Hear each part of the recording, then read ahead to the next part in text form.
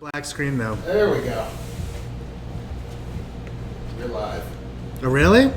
We're sure. I'm gonna tweet it out. Yeah. People are watching me tweet it out.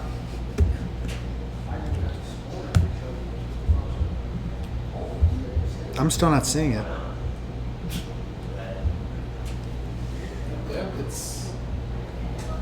I'm told we're live. I'm gonna talk. I'm gonna talk slowly because I just don't. We'll see, but let's see. And yeah. Oh my God! Look, they're painters and everything. Yes, we're live. Okay, great. Hey, welcome to Healthcare Triage Live.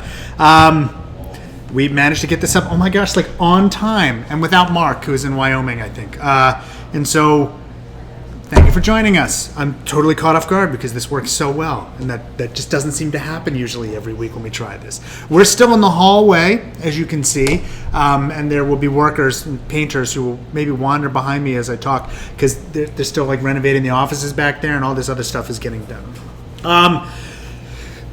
The usual housekeeping out of the way. Check out our Facebook account, facebook.com/healthcaretriage. We really appreciate it. Patreon.com/healthcaretriage. We truly appreciate your support. It amazes me every week when more and more people are helping to contribute. We got lots of great plans for the show in the near future, some of which is like because we're building a new set downstairs, which is why they're doing all this office construction, because the old set used to be back there. You can't really see it now, but it's gone. Like, it's all offices now, and the new set's downstairs, and we're trying to do all this stuff, and we really appreciate your support. And also, of course, we still have all the merchandise we used to have. There's a mug that doesn't look like this, but actually looks like a Healthcare Triage mug that you can get. Also a poster. You should go check that out. All the links will be down below. Anyway, let's go, because we got this working. First question comes to us from Hold Made. Are there any known negative health effects of tattoos? Well, yes, but most of them are in the application of the tattoo and how you might react to it almost immediately. It's not like a long-term health effect. So, of course, you're sticking a needle into your skin. So the biggest health risk factor would be infection locally happening because either the equipment's not clean or it hasn't been properly disinfected, or, you've been sharing a needle with someone else. Those things are obviously easily overcome by qualified and responsible tattoo artists who are going to make sure that all their equipment is clean. Short of that, you can have some local reactions to either the ink or to the needle. Like, some people will just develop swelling or a granuloma or something like that when they get a tattoo. It happens. But once you have the tattoo, long range, there's no real significant health effects. I remember reading some things about how they could sometimes screw up MRIs, or MRIs could screw up some of the tattoo stuff, but I don't think once they're on, it's a significant long-term problem. Most of the known health effects that you get warned about would be, making sure that the actual placing of the tattoo is as clean and healthy as possible. Next question is Sarah Knight. How much does family history play a role in depression and postpartum depression? Greater than none and less than all. It is impossible these days to calculate a percentage to tell you it's a third of it or a quarter of it or 80% of it. But there is no question that family history certainly plays a role in many forms of mental illness, including depression. And I believe that can happen even with postpartum depression. But regardless, having relatives, especially first-degree relatives who have a history of depression, would make you more likely to be at risk for depression. And it's certainly to be worried about. I can't give you a percentage. I just can't. One, I don't think anybody knows, and two, I'm sure it's different from person to person. Alderic Van Claveren asks, is there any research on whether eye muscles are underutilized or can be trained? Well, for what? Like, are you saying, like, in other words, can we improve our vision, like the way that the lens would contract I don't know any research that shows that is. And I also don't know any research that would show that we could, work on eye muscles in some people. And there are some exceptions, and let's talk about them right now. One is when you see kids who have, amblyopia, or when one eyeball is sort of what people would colloquially refer to as lazy eye, but it's really like one eye is just not as strong as the other. The single best way we often treat that is by patching the good eye. Because if we cover the good eye, it forces the weaker eye to work more, and that strengthens the eye. So that would be sort of what you're getting at. Is like, it is possible by covering the stronger eye to make the weaker eye work harder and get it more up to speed. And that is really sort of the best way we often treat a number of eye disorders in little kids when their eyes aren't aligning or when one eye is weaker than the other. But in adults, that doesn't work as well. An adult, if we don't correct some of those problems in childhood, often they are permanent and there's not as much that you can do. So I don't know that once sort of you've grown into adulthood, if it is as possible to train the eye or to work the muscles. Interesting, counterfact to all of this is that, working the muscles too hard or working your eyes too hard can make them tired. That's where that whole myth about, reading in the dark will make you lose your vision comes from. Because, of course, if you read in the dark, you work your eyes harder than you would if you were reading in light. And when you constantly work your muscles, they get tired and sometimes they hurt. And when people would read in the dark, or when they do read in the dark and their eyes would start to hurt, they thought they were causing permanent damage. Of course, that would be like saying, since I lifted weights yesterday and my muscles hurt, therefore I should never lift weights again because that muscles hurting means I'm causing damage. That is not true. When you work muscles, sometimes they hurt, they get tired. That just means take a break, and then you can go back into it. Reading in the dark hurting your eyesight is, of course, a complete myth. Written about it many times in my first book as well. Next question, Blue Maroons, Sarah Gorin. In regards to workout supplements and pills, does pharmaceutical grade mean anything? Are they more trustworthy? Yeah, I'm sure pharmaceutical grade means something, but it does not mean what you think it means. Unfortunately, because supplements are so unregulated, saying something is pharmaceutical grade means almost nothing.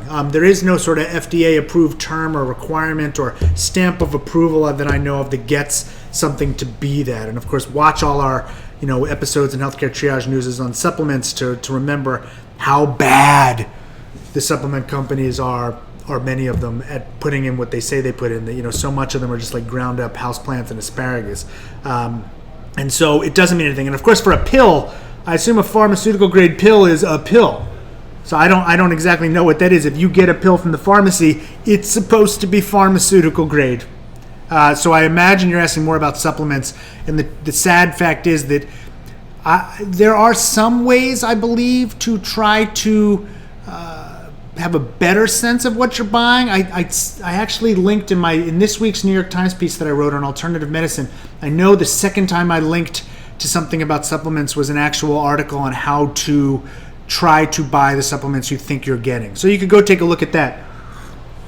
But just putting pharmaceutical grade on the side of it doesn't really mean much.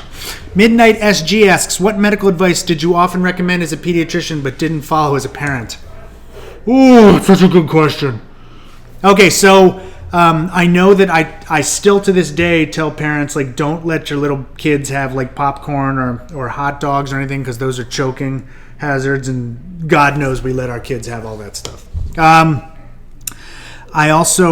don't do this as much, but I also used to hew much more closely to the American Academy of Pediatrics guidelines about like no screen time and stuff like that, and I absolutely let the babies watch Baby Einstein. Not because I was, under any illusions that improves their like cognition or their intelligence, but my wife and I were living in Seattle. I was a fellow. We had no family for hundreds, if not thousands, of miles, and that 29 minutes that Baby Einstein video ran was the only 29 minutes of peace it felt like we ever got. So yes, I let my babies watch Baby Einstein once in a while, and they're turning out great. So it turns out it was all right, but for the most part, I think that I try to follow, or practice what I preach. Sometimes with the parenting stuff, you want to be perfect and you can't be. And so we're often trying to talk about, things that, we hope people will do all the time, recognize that they're not, and that everybody is human and no one can act perfectly. So I'm sure there's times I've given advice with respect to sort of parenting and, managing and disciplining and stuff like that I haven't stuck to perfectly closely. I'm not as good about making my kids wash their hands before they eat as I'd like. I could do better there. But I think most of the stuff I follow. Karichi asks, everyone knows that you shouldn't clean your ears with Q-tips. What are some better alternatives? Well, first of all, it's perfectly fine to clean all of this with a Q-tip. You just don't want to stick the Q-tip into your ear. So using the Q-tip to clean lots of other parts of your external ear is totally fine. Internal ear, you don't want to poke through your eardrum. That's why people don't want it. And also people wind up pushing as much stuff into it as getting out. So that's why we don't recommend it. So it's perfectly fine to use a Q-tip. Now, if you're asking me for an alternative to clean your ear canal, the first thing I was asked is why. People are often obsessed. The wax is there for a reason. It's not a bad thing. That is often there for your body's protection or for other reasons. And so it's not necessary to get every last bit of wax out of your ears.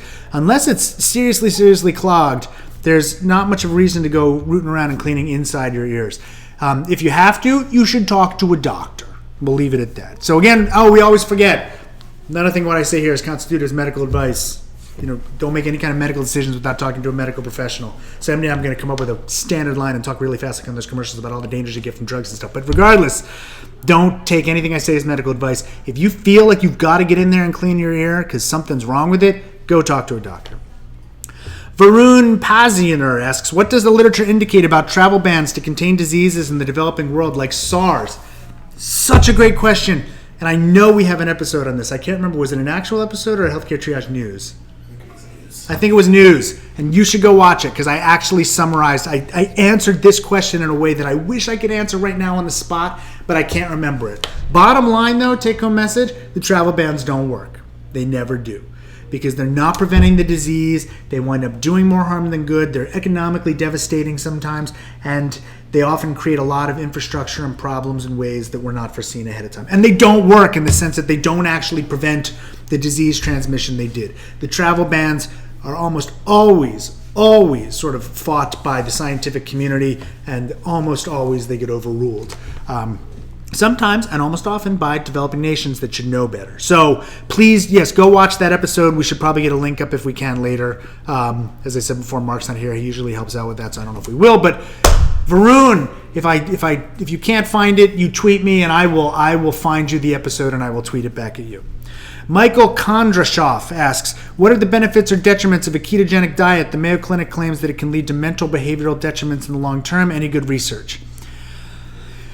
So whenever they make claims like that, they're talking about seriously following this kind of stuff, hugely going off the deep end long term. And the truth of the matter is that no one sticks to those kinds of diets, or very few people do in the long term. So, if you go a little ketogenic versus one thing, if you go, a little bit of no carbs, it's one thing. If you go a little, all of the things work. Some of the diets get problematic because if you don't get, all of the stuff that you actually need, because you're being incredibly restrictive, that can be a problem. There are certain essential amino acids that you need to make sure that you get. You do need some, vitamins and minerals and things which come in certain foods. So you can't just eat one thing. That's not what we were meant to do. And sometimes if you go too protein based like that, it can be very hard on the kidneys, especially if you go way overboard. And so there is some evidence that eating too much protein, but it's got to be a lot, can be bad for your kidneys. But mental behavioral problems, that I'm not as clear about. But as always, you should talk to your doctor. And then I just saw a note here that says I'm hitting the table too much, so I apologize. And I've got to get better at looking ahead to see those kinds of notes so that I don't get surprised many, many questions later. John Jennings asks, I no longer use hydrogen peroxide for wound cleaning, and that's great. Obviously, you've been watching other Healthcare Triage episodes. What about for teeth whitening? Well, I don't think there's any danger. Oh, let's back that up. I don't know. This would be great to look at the literature because I don't know if it'd be damaging to the tissues of your gums. I just don't know. And I bet that it does work a bit for teeth whitening. I don't know the answer to that, and it's such a good question. We should look that up. And if I forget to look that up and get back to you later, you should also, tweet me. Because that is an excellent question. I don't know. I know that there's lots of home ways now to sort of do teeth whitening. A lot of them work just as well as the very expensive, mechanisms that you only used to be able to get to use at the dentist's office. So it might be that they use hydrogen peroxide, or that one of them would work with that. I just am not sure. James asks, such a simple name there. Every so often I read about connections between dental health and overall health. If that's the case, why isn't dental care for adults included in the ACA or Medicare? Because health policy is rarely rational. And also because no one asked me, I guess. I completely agree with you. Dental cavities are the number one chronic disease of childhood. And adults have huge issues about carries in other issues as well. And there's no question, as you've noted, that there's a huge link between dental health and overall health. In spite of that, we are very particular about what we call health in the United States. It took years, if not decades, to get mental health parity, and even then we're still fighting that battle. Dental health is just another area where people consider it almost like superfluous or extra, like who cares? Of course they should. As you note, huge connections. Why is it not? Because it will cost money. And no one wants to sort of deal with that or pay for it. And also it's because it's difficult to weed out what's necessary dental health versus extraneous dental health. And as hard as people differentiating between necessary and unnecessary health care, they can't differentiate in the same way between dental care. And to be honest, the dental profession is somewhat guilty of this. A lot of dental professionals often push things like x-rays and things which aren't necessarily necessary. And we'd wind up paying for lots of that, and people don't want to pay for that, and so therefore we try to carve out and keep the ACA and health insurance to a minimum. Having said that, I have dental insurance because my job offers it, and any job that offered it, I would get it, and I can go to the dentist regularly just as much as I go to the doctor, when I'm supposed to. And I think people who should absolutely take care of their teeth, obviously, because there are big connections. End kicker. You've talked before that consuming vast amounts of protein don't make you healthy or give you six-pack abs. Why do fitness programs, bodybuilders, and others advocate it then? Because they do. Sometimes, let's be honest, those programs are advocating for you to buy their mix. So there's a financial gain there.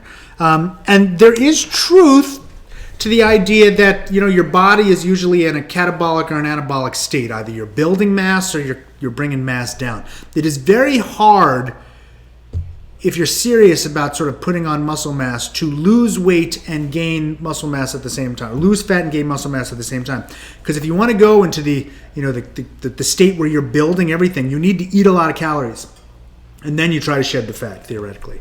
So eating a lot of calories is necessary, and eating a lot of protein will help you eat a lot of calories.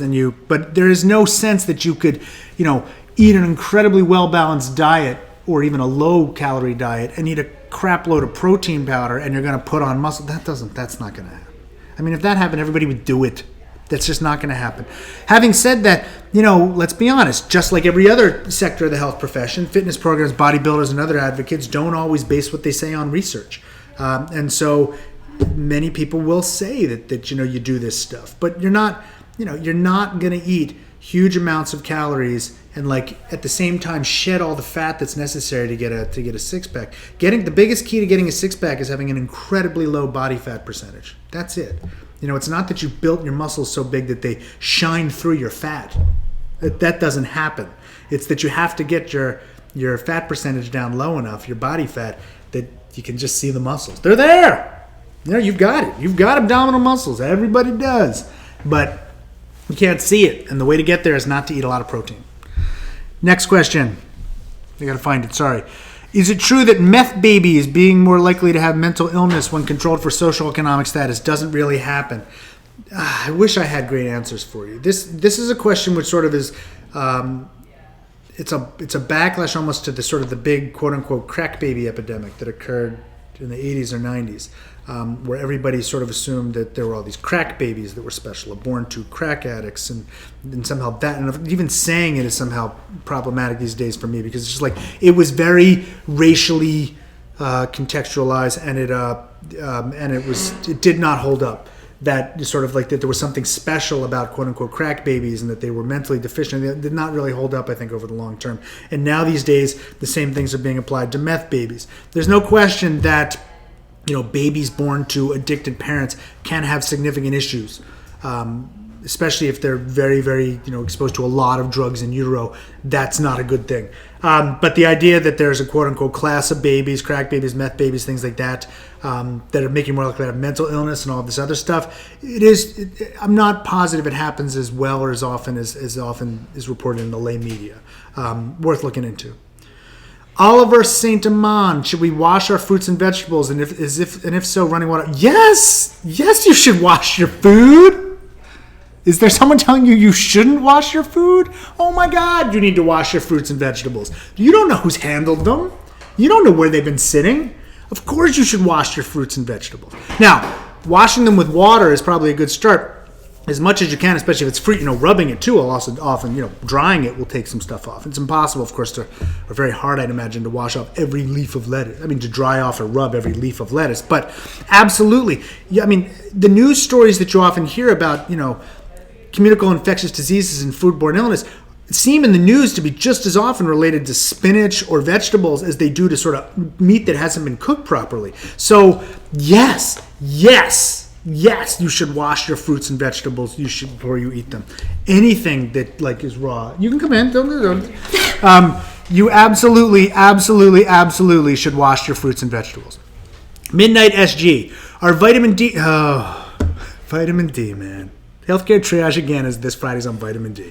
Are vitamin D drops necessary for breastfeeding infants who still get exposed to sunlight daily? I give them to my 2-month-old son alongside of taking him outside in the morning. Is this overkill? Okay, I should have read the whole question before I rolled my eyes at vitamin D. Because the one thing that, I think we consistently keep proving again and again that vitamin D is awesome for, it's preventing rickets in babies. And primarily breastfed infants with some other sort of socioeconomic or racial risk factors, especially in the winter, can be at higher risk for low levels of vitamin D, which could theoretically lead to rickets. It happens. I've seen it. And to prevent that, sometimes certain babies are prescribed vitamin D supplementation in order to prevent that really it's the short term, because we're talking about months of their lives. Once they start eating and drinking milk and doing everything else and going out in the sun and playing, a lot of this goes away. But babies in certain months, primarily breastfed, yes, they might need vitamin D. Having said that, we do use it probably too often. In fact, the kids who don't necessarily need it sometimes do get it. I cannot tell you if your 2-month son is one of the ones that needs it, partially because I can't see you or diagnose you or do anything. Secondly, because we don't give out medical advice here on Healthcare Triage. You should talk to your pediatrician about whether or not they're necessary. But ask your pediatrician. Ask him or her whether it is necessary and if you actually do need them. I'm just checking the time here. We're doing fine. Michael Curry, what are muscle knots and what does massaging them do to help? Do they help? So muscle knots are I think areas of tension or where muscles are spasming, or I think because I'm not even positive, where they get tight. I do think massaging them helps. I've never been led to believe it doesn't. I don't know if they're randomized controlled trials, but this is one of those where I'd say weigh the risks and the benefits. It doesn't hurt it to massage it, at least as far as I know. And if you get benefit from it, go ahead. Do you need to pay a massage therapist to do that? Probably not. And how often or how much do you need? I don't know. But I would imagine from everything I know that massaging them helps. If I'm wrong, please let me know and I will change what I say. Jordan Johnson says, my parents won't let me put a laptop on my lap. They heard it reduces sperm count. And they're really worried about it right now. Is there evidence for this? Can you please tell them there's no radiation in my computer trying to murder my crotch? I think it's less the radiation than it is the heat. And this is one of those where I'm going to tell you what I know, and then I'm panicked that later I'm going to find out this is a myth. But from what I know, there is some correlation between sort of temperature and sperm count, in the sense that for people who have lower sperm counts or having trouble getting pregnant, there are steps that doctors will often tell them to take in order to try to increase their sperm count, because increased temperature hurts your testicles' ability to generate sperm, which it's doing all the time. Being in a hot tub could do that. Wearing certain types of underwear, and I don't know if that's true or not.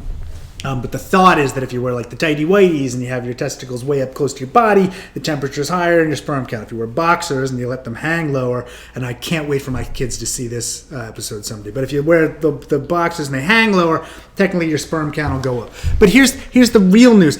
Your sperm are turning over so often. I mean, you're generating huge numbers of sperm that, if you had your computer on your lap and you had, and it did, let's say it decreased your sperm count while you were using it, it would go up the next day. Like it would go up in, a week later, a month later. It's like it's not like you permanently damaged your sperm count. And so I would actually wonder why your parents are worried about your sperm count like in the next 6 hours or even in the next few days. If they're that concerned about it, then I'm not sure what's going on. That's for you to discuss with your parents. If they're worried about your long term, like you won't be able to make sperm 5 years from now, I know of no evidence to say that is so. But I still think that this is probably a heat issue, not a radiation issue. Last question, Sam Plater. You mentioned that reading in the dark doesn't cause permanent eye damage. Are there any common activities that we can limit that do cause permanent eye damage? So, there's a lot of controversy about this. People will say now that, we're staring at the computer screens more and that's causing eye damage. Or people say we're watching too much TV and that's causing eye damage. And it's hard. There is no good evidence that any of that is causing eye damage. Of course, there are things that will cause eye damage. Don't stare at the sun. Especially during an eclipse when it's easy to stare at the sun. That will hurt your eyes. Staring at bright lights like I'm doing right now while we do this, it's probably not a good idea in the long term. That could probably hurt your vision in the long term. Although I'm trying very hard not to look directly at the lights.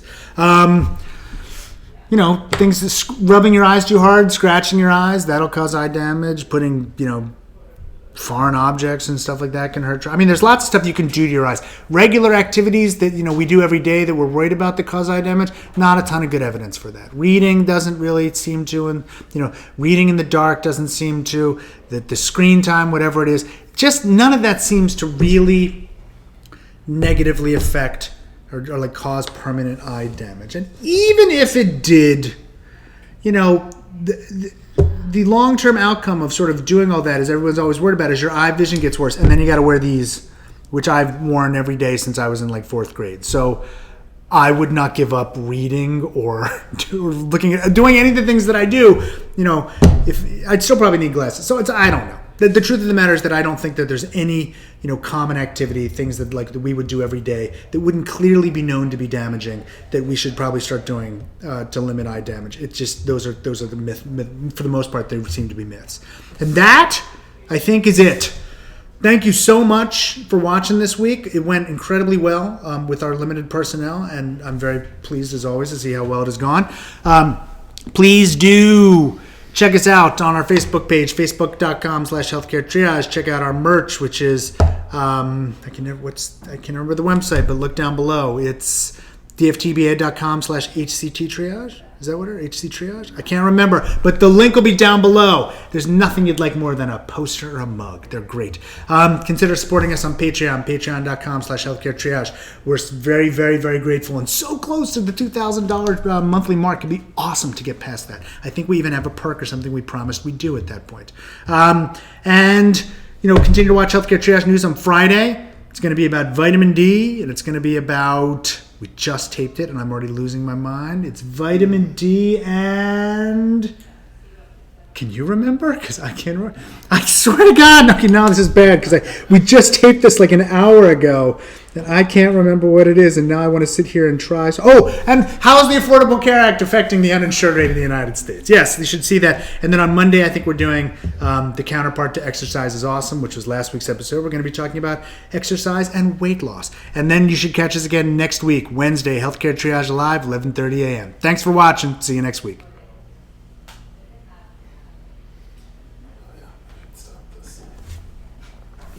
Ooh, look at that, almost exactly on the nose.